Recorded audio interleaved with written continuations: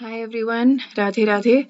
So today's verse is extremely powerful, and until now, there is one verse that I wanted to learn the very first verse, 1.1, but after that, this is the first verse that I've been like, I want to learn this verse, and this is a verse that I can see myself using all the time, talking to people about this all the time.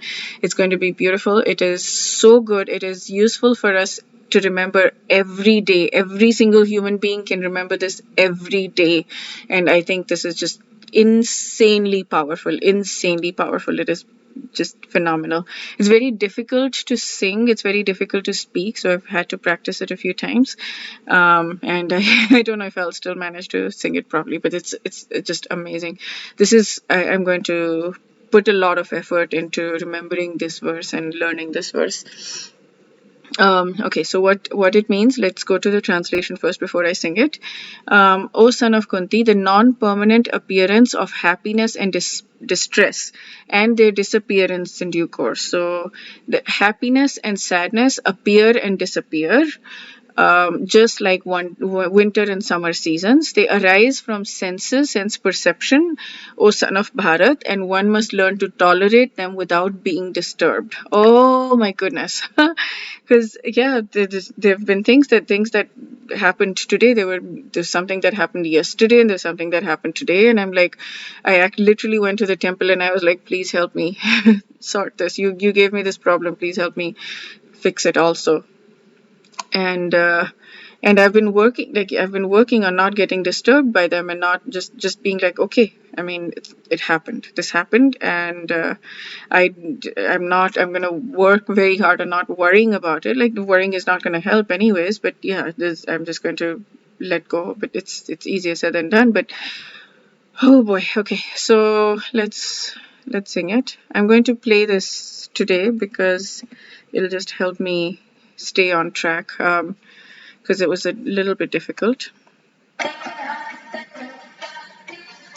Dhirastatra namohyati matra pashastu kanteya shitoshna sukha dukhata agama payino nityas tam shritikshasva bharata. It's a tongue twister verse. Okay, so okay, I'm gonna do this because that Matra sparshastu kaunteya. Matra sparshastu kaunteya. Matra sparsha is sensory perception. So tu only kaunteya, O son of Kunti, which is Arjun. So matra sparshas, sensory perception. The next thing will explain it better. Shitoshna sukha khadaha. Shitosna sukha khadaha. Shita winter, Ushna summer. So like with winter and summer, Sukha happiness, Dukha pain. So like happiness and pain, Dah giving. So it's giving, the sensory perception. The sensory perception is only giving happiness and pain like winter and summer. The sensory perception is only giving happiness and pain like winter and summer. Agama payino nityas. Agama payino nityas. Agama appearing, apayinaha disappearing. So they appear and disappear. Anitya, non-permanent, all of them. So all of these things, the happiness and pain, which are like winter and summer, they appear and disappear. They're non-permanent. All of these things are non-permanent. They appear and disappear. Tam stitikshasva bharata. Tam stitikshasva bharata. Tan, all of them. Titikshasva, just try to tolerate. Bharat is O son of Bharat, or descendant of Bharat. So all of this happiness and pain are only sensory. They're like winter and summer. They're only given by sensory perception. They appear and disappear. They're all non-permanent. Just try to tolerate them, O Arjun, O Bharat, son of descendant of Bharat.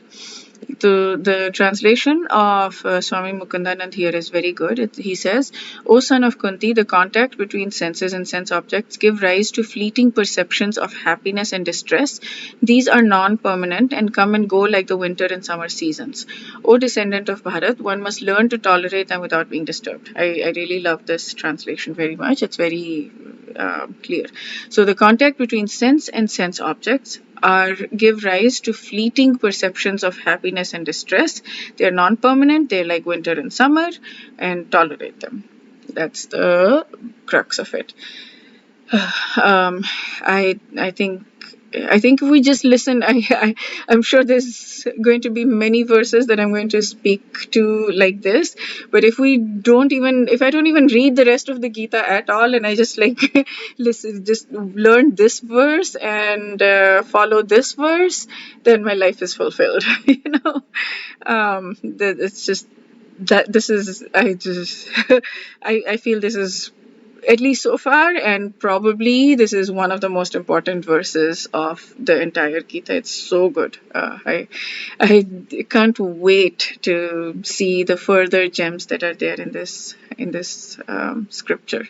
Oh, and yesterday also I met some friends, and so there is this person called Ramdas. I think he's very popular in America, but he's not very popular in the Indian crowd.